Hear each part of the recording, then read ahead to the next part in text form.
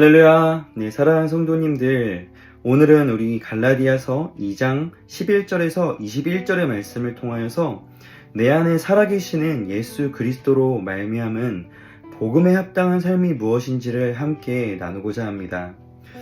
사도 바울은 이전에 안디옥에서 있었던 한 가지 일화를 오늘 본문을 통해 나누고 있습니다. 그 일은 예루살렘 교회의 수장이자 리더이기도 했었던 게바, 누구죠? 베드로와에 있었던 일이었습니다. 오늘 본문 11절에서는 바울이 게바를, 베드로를 책망하였다라고 밝히고 있습니다. 그 이유가 무엇이었을까요? 왜 리더였던 베드로가 바울에 의해서 책망을 받고 그랬어야만 했을까요? 네, 바로 그가 책망받을 만한 일을 했다라고 오늘 밝히고 있는데 그 사건을 간단하게 요약하면 이렇습니다. 베드로는 늘 그랬듯이 이방인과 함께 식탁의 교제를 나누며 식사를 하고 있었습니다.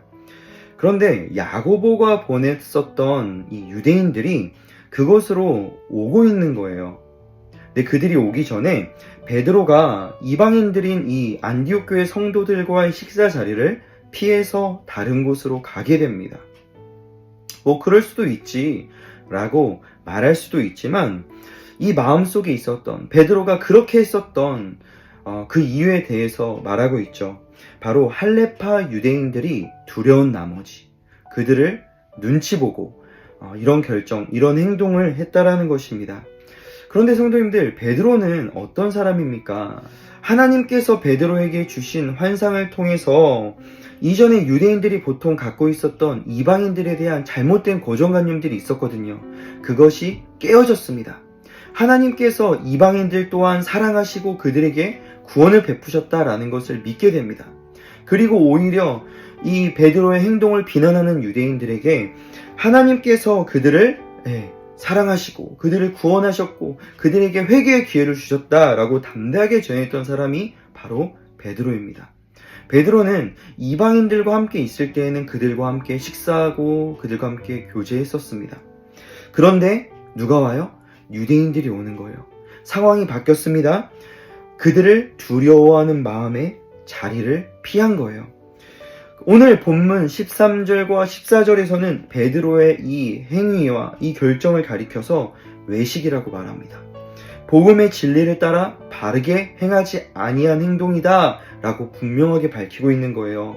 그리고 문제는 리더인 베드로가 그렇게 하자 남은 유대인들도 그리고 바나바도 모두가 다 이 베드로의 행동을 따라서 영향을 받게 되었다라는 것입니다. 그래서 바울은 자신이 전한 복음대로 살지 못하는 베드로의 어쩌면 이중적인 이 모습을요 책망하고 있는 것입니다. 그런데 이런 모습들은요 우리 삶에서 쉽게 찾아볼 수 있지 않습니까? 때로 우리 식당에서 고민 많이 하죠. 지금 나랑 같이 합석한 이 사람은 믿지 않는 사람인데 내가 기도하는 모습을 이 사람은 어떻게 생각할까? 그래, 그냥 유난 떨지 말고 아무도 모르게 슬쩍 기도하는 척 하고 눈만 감았다가 다시 뜨는 경우도 있어요. 남들 다 하는 거짓말, 남들 다 저지르는 부정행위들 나만 정직하면 내가 그 화살 다 맞겠지? 그래, 그냥 넘어가자. 이런 게 유들이지 라고 말하는 것이 우리 안에 참으로 많은 것 같습니다. 그런데 베드로가 행했었던 이 적당한 타협, 사실은 사람을 두려워하는 마음 가운데 있었던 그 결정들이요 우리 삶에서도 이 모양 저 모양으로 나타나는 것 우리가 발견하고 우리는 깨달아야 합니다. 그래서 사람을 두려워하느라 사실 우리 누굴 두려워해야 됩니까? 바로 하나님. 그 하나님을 놓치고 있었다라는 거죠. 성도님들, 복음을 소유한 자는요 그 복음에 합당한 삶을 살아야 합니다. 우리가 잘 아는 성경 구절이 오늘 본문에 있습니다. 내가 그리스도와 함께 십자가에 못 박혔나니 그런즉 이제는 내가 사는 것이 아니요 오직 내 안에 그리스도께서 사시는 것이라. 이제 내가 육체 가운데 사는 것은 나를 사랑하사 나를 위하여 자기 몸을 버리신 하나님의 아들을 믿는 믿음 안에서 사는 것이라. 할렐루야. 성도님들, 이게 복음이고 이 말씀대로 사는 것이 정말 복음에 합당한 자의 삶이라고 저는 믿습니다. 그러니까 복음에 합당한 삶은요, 나로 살아가는 것이 아니에요. 나로 살아갔었던 과거의 나는요, 죽어버렸어요. 과거의 나는 사람을 두려워할 수 있고 눈치도 볼 수 있고 믿음대로 살지 않을 수도 있습니다. 그런데 예수 그리스도의 십자가 그 죽음으로 말미암아 과거의 나는 죽었다라는 거예요. 대신에 누가 내 안에 사십니까? 그리스도께서. 내 안에 사시는 그리스도로 말미암아 살아가는 것이요, 바로 복음에 합당한 삶이라는 것입니다. 성도님들, 베드로처럼 우리는요, 우리의 믿음은 세상의 여러 시험 앞에서 계속해서 도전받을 것입니다. 적당히 해. 왜 혼자 잘 믿는 척해? 왜 이렇게 유난을 떨어? 라고 우리를 제재시킵니다. 그리고 때로는 참소하죠.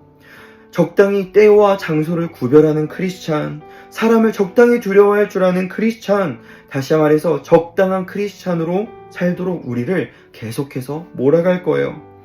성도님들, 이런 세상 가운데 우리가 정말 복음을 소유한 자로서, 복음의 은혜를 경험한 자로서 복음에 합당한 삶을 살기 위해서는요, 내가 죽었음을 알아야 돼요.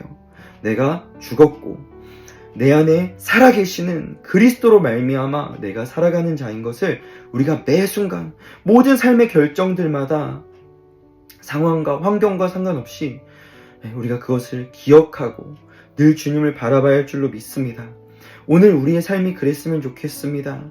또 어떤 시험거리가, 어떤 유혹이 우리에게 닥칠지 모르지만 그 순간 내 안에 주님 살아계신 것을 믿고 오늘도 말씀으로 승리하시는 우리 주소원교회 성도님들이 되시기를 주님의 이름으로 축원합니다. 오늘도 승리하십시오.